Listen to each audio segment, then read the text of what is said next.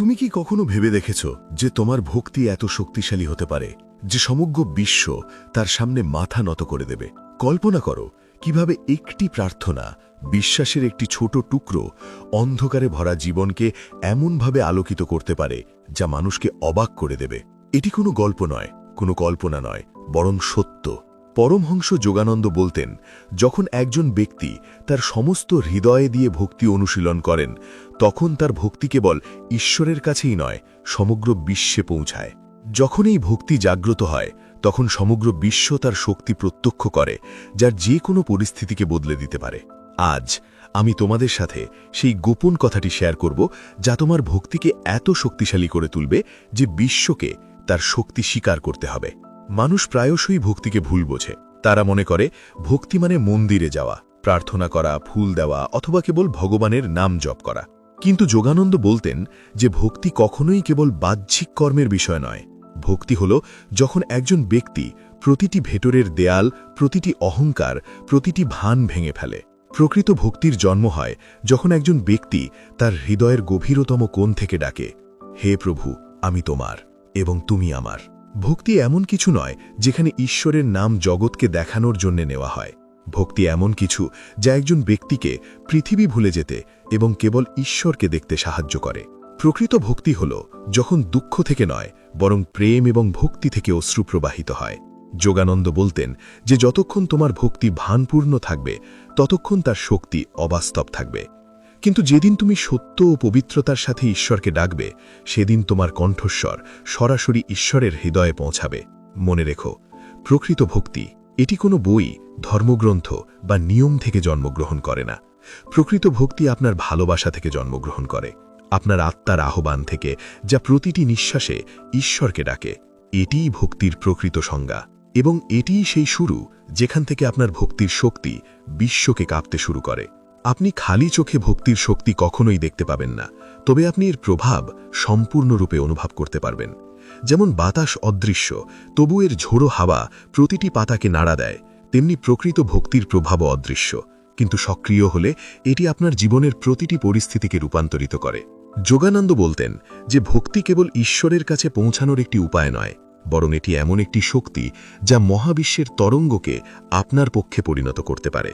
কল্পনা করুন যে একটি ছোট প্রদীপ কতটা গভীরতম অন্ধকার দূর করতে পারে, এবং আপনার ভিতরে প্রজ্বলিত ভক্তি কতটা বিশ্বকে আলোকিত করতে পারে।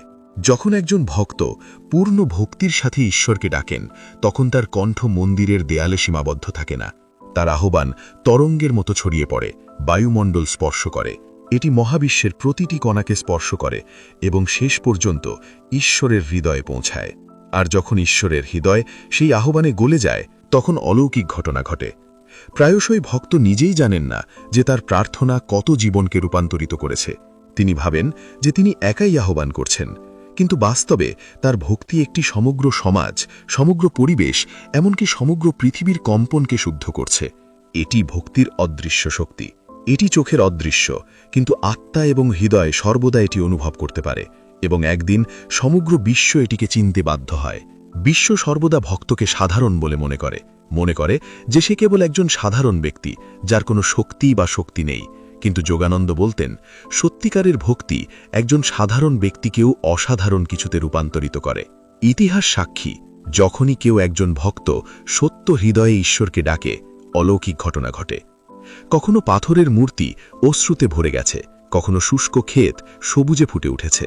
একবার একজন ভক্তের প্রার্থনায় সমুদ্রের ঝড় শান্ত হয়েছিল। এই সব কিছুই ঘটেছিল কারণ কেউ ঈশ্বরের সাথে এত গভীর সম্পর্ক গড়ে তুলেছিল যে এমনকি মহাবিশ্ব তার আহ্বানকে উপেক্ষা করতে পারেনি। একজন সাধারণ মানুষ, গতকাল পর্যন্ত রাস্তায় অপরিচিত, হঠাৎ করেই বিশ্বের কাছেই অনুপ্রেরণা হয়ে ওঠে। মানুষ জিজ্ঞাসা করে, তার মধ্যে এত বিশেষত্ব কি? সে কেবল একজন সাধারণ মানুষ ছিল, কিন্তু তারা এটি খুঁজে পেয়েছে। আমি জানি না যে এই মানুষটি নিজের মধ্যে এমন ভক্তির শিখা জ্বালিয়েছেন যে তাকে সাধারণ থেকে অসাধারণ করে তুলেছেন। ভক্তি হল সেই শক্তি যা দরিদ্রদের মহান মানুষে, ভীরুদের সাহসী মানুষে এবং একাকীদের এত শক্তিশালী ব্যক্তিতে রূপান্তরিত করে যে তার শক্তিতে সমগ্র বিশ্ব অবাক হয়ে যায়। যোগানন্দ বলতেন, পৃথিবী ক্ষমতাবান হওয়ার জন্য সম্পদ, পদমর্যাদা এবং খ্যাতির পিছনে ছুটতে থাকে, কিন্তু প্রকৃত শক্তি কেবল ভক্তের মধ্যেই থাকে, কারণ ঈশ্বর নিজেই তার পাশে দাঁড়িয়ে থাকেন। মনে রাখবেন, আপনি যতই সাধারণ হন না কেন, যদি আপনার ভক্তি সত্য হয়, তাহলে একদিন সেই ভক্তি আপনাকে এতটাই অসাধারণ করে তুলবে যে পৃথিবী আপনার দিকে তাকিয়ে বলবে, এটি কোনো সাধারণ মানুষ নয়, এটি ঈশ্বরের প্রিয়। প্রতিটি ভক্তের যাত্রায় এমন একটি মোড় আসে যখন তাদের ভক্তি সত্যিকার অর্থে পরীক্ষিত হয়।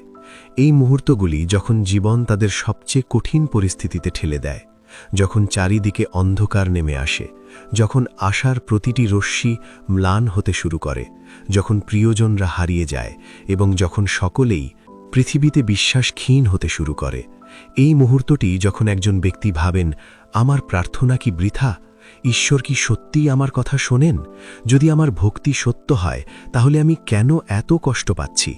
কিন্তু যোগানন্দজি ব্যাখ্যা করতেন, এই মুহূর্তগুলিতেই একজন ভক্তকে তার বিশ্বাসকে শক্তিশালী করতে হবে। অসুবিধা কখনো আপনাকে ভাঙতে আসে না, তারা কেবল দেখায় যে আপনার ভক্তি কতটা গভীর। যেমন সোনাকে আগুনে উত্তপ্ত করে তার বিশুদ্ধতার জন্য পরীক্ষা করা হয়, তেমনি কঠিন পরিস্থিতিও ভক্তের ভক্তির পরীক্ষা করে। যে ভক্ত এই কষ্টের মধ্যেও অটল থাকে এবং হাসি মুখে ঈশ্বরের নাম জপ করতে থাকে, এমনকি চোখের জলের মাধ্যমেও, তাকে প্রকৃত ভক্ত বলা হয়, কারণ সে ঈশ্বরের সাথে দর কষাকষি করেনি। প্রভু, যদি আপনি আমাকে এটি দেন, আমি আপনাকে বিশ্বাস করব। তিনি কেবল বলেছিলেন, প্রভু, আমি বেঁচে থাকি বা না থাকি, আমি আপনাকে কখনো ত্যাগ করব না। এবং ইতিহাস দেখায় যে এই পরীক্ষার সময়ে যারা ঈশ্বরের হাত শক্ত করে ধরেছিল, তারা ভক্তির শক্তির সর্বশ্রেষ্ঠ উদাহরণ হয়ে উঠেছে। কষ্ট, দুঃখ এবং হতাশা সবই সেই ভক্তের জন্য সিঁড়ি হয়ে দাঁড়ায়, এবং একদিন সমগ্র বিশ্ব তার ভক্তির আলো দেখতে পায়। মনে রাখবেন, যখন পরীক্ষার সময় আসে, তখন ঈশ্বর কখনো দূরে থাকেন না। তিনি কেবল তার প্রতি আপনার অটল বিশ্বাস লক্ষ্য করেন, এবং আপনি এই পরীক্ষায় উত্তীর্ণ হওয়ার সাথে সাথেই ঈশ্বর নিজেই আপনার পাশে দাঁড়ান এবং আপনার ভক্তির শক্তি সমগ্র বিশ্বের কাছে প্রকাশিত হয়। পরমহংস যোগানন্দ সর্বদা বলতেন যে ভক্তির আসল রূপ হল চাওয়া নয়, বরং ঈশ্বরকে নিজের করে নেওয়া। একজন ব্যক্তি সবচেয়ে বড় ভুল করে থাকেন কেবল নিজের ইচ্ছা নিয়ে ঈশ্বরের কাছে যাওয়া। প্রভু, আমাকে সম্পদ দিন, আমাকে পদ দিন, আমার অসুস্থতা দূর করুন, আমার অসুবিধা দূর করুন। কিন্তু যোগানন্দ ব্যাখ্যা করেছিলেন, ভক্তি কোনো দর কষাকষি নয়, ভক্তি হল প্রেম। এটি একটি পবিত্র বন্ধন, যেখানে আত্মা বলে, হে প্রভু, আমি সুখ পাই বা দুঃখ পাই, জীবন ফুলে বা কাটা, আমি কখনোই তোমাকে ত্যাগ করব না। যখন একজন ব্যক্তি এই স্তরের ভক্তি অনুশীলন করেন, তখন ঈশ্বর একই প্রেমের সাথে সাড়া দেন। তারপর ঈশ্বর বলেন, হে ভক্ত, এখন আমি তোমাকে কখনো একা ছাড়ব না। এটাই ভক্তির শক্তি, এটাই আত্মা এবং পরমাত্মার মিলন। যোগানন্দজি তার শিষ্যদের বলতেন, যদি তোমরা বারবার ঈশ্বরের কাছে তোমাদের সমস্যার সমাধান চাইতে থাকো, তাহলে তিনি অবশ্যই তা করবেন। কিন্তু যদি তোমরা ঈশ্বরকে বলো যে আমি তোমাকে চাই, তুমি ছাড়া আর কিছুই চাই না, তাহলে ঈশ্বর নিজেই কিছু না বলেই তোমাদের জীবনের প্রতিটি সমস্যা সমাধান করে দেবেন। মনে রাখবেন, ঈশ্বরের সাথে একটি সত্যিকারের সম্পর্ক তখনই তৈরি হয় যখন তোমাদের প্রার্থনা কোনো বস্তুর জন্য নয়, বরং স্বয়ং ঈশ্বরের জন্য হয়। এবং যখন তোমাদের আত্মা এই স্তরে পৌঁছায়, তখন তোমাদের ভক্তি কেবল তোমাদের নয়, তোমাদের চারপাশের প্রতিটি আত্মাকে আলোকিত করতে শুরু করে। লোকেরা তোমাদের দেখে জিজ্ঞাসা করে, তোমাদের ভেতর থেকে এই শান্তি কোথা থেকে এলো, এই দীপ্তি কোথা থেকে এলো? আর এর উত্তর একটাই, সত্যিকারের ভক্তি, যা আত্মাকে সরাসরি ঈশ্বরের সাথে একীভূত করে। যোগানন্দ বারবার এই শিক্ষাই প্রচার করেছিলেন, ভক্তিকে কখনো চাওয়ার মধ্যেই সীমাবদ্ধ রাখবেন না। ভক্তিকে প্রেম এবং আত্মসমর্পণে পরিণত করুন, এবং তারপর দেখুন ঈশ্বর নিজেই আপনার জীবনের ভার বহন করতে শুরু করেন। ভক্তির আসল অলৌকিক ঘটনা প্রথমে বাহ্যিক জগতে নয়, বরং আপনার ভেতরে। যখন একজন ব্যক্তি সত্যিকার অর্থে ঈশ্বরের কাছে আত্মসমর্পণ করেন, তখন প্রথমে তাদের চিন্তা ভাবনা পরিবর্তিত হয়, তাদের দৃষ্টিভঙ্গি পরিবর্তিত হয়, তাদের হৃদয়ের পরিবর্তিত হয়, এবং এই অভ্যন্তরীণ রূপান্তর ধীরে ধীরে তাদের বাহ্যিক পরিস্থিতিকে রূপান্তরিত করতে শুরু করে। যোগানন্দ বলতেন, যদি তুমি তোমার জীবন পরিবর্তন করতে চাও, তোমার চিন্তা ভাবনা পরিবর্তন করো। তোমার চিন্তা ভাবনা পরিবর্তন করার সবচেয়ে সুন্দর উপায় হল ভক্তি। যখন তুমি ভক্তিতে ডুবে থাকো তখন তুমি ভয়ের পরিবর্তে বিশ্বাস অনুভব করতে শুরু করো। তুমি হতাশার পরিবর্তে আশা দেখতে পাও, এবং যেখানে তুমি আগে কেবল অন্ধকার দেখতে পেতে সেখানে তুমি আলোর ঝলক দেখতে শুরু করো। ভক্তির এই অলৌকিক ঘটনা এত সূক্ষ্ম যে প্রথমে কেবল তুমিই তা উপলব্ধি করতে পারো। অনুর্বর জমিতে প্রথমবারের মতো অঙ্কুরিত একটি অঙ্কুরের মতো। সেই অঙ্কুরটি খুব ছোট, কিন্তু এর মধ্যেই একটি সম্পূর্ণ গাছের সম্ভাবনা লুকিয়ে আছে। একইভাবে তোমার আন্তরিক প্রার্থনার বীজ ধীরে ধীরে তোমার জীবনে পরিবর্তন আনে। ধীরে ধীরে লোকেরা লক্ষ্য করতে শুরু করে। তারা জিজ্ঞাসা করে, তোমার মুখে এই শান্তি কিভাবে? এত অসুবিধা সত্ত্বেও তুমি এত ভারসাম্যপূর্ণ কিভাবে?